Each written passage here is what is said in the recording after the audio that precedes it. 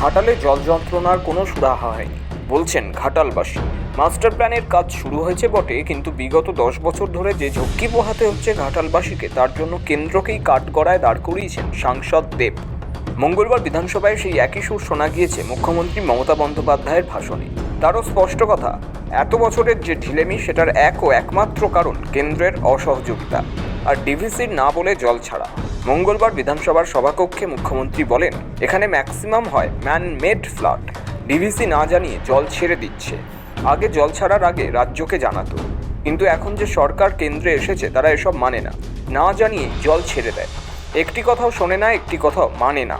তারা বাংলাকে বন্যাত্রাণে 1 পয়সাও দেয় না।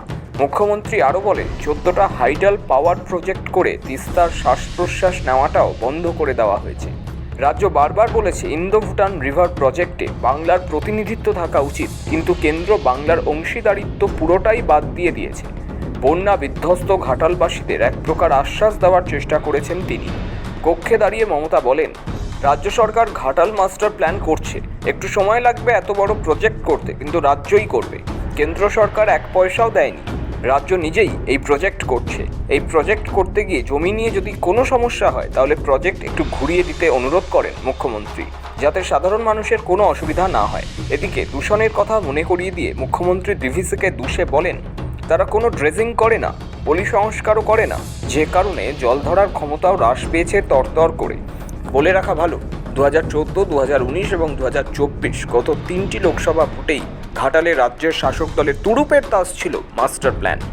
2024-এর লোকসভা ভোটের মুখে মুখ্যমন্ত্রী মমতা ঘোষণা করেছিলেন, ওই প্রকল্প রাজ্য সরকার একাই কার্যকর করবে। সেই মতো চলতি বছরের রাজ্য বাজেটে মাস্টার প্ল্যানের জন্য 500 কোটি টাকা বরাদ্দ করা হয়। বর্তমান বন্যা পরিস্থিতির জন্য আপাতত থমকে রয়েছে এই মাস্টার প্ল্যানের কাজ। তবে মঙ্গলবার মুখ্যমন্ত্রী বিধানসভায় সাফ জানান, একটু সময় লাগবে, এত বড় প্রজেক্ট কিন্তু রাজ্যই শেষ করবে।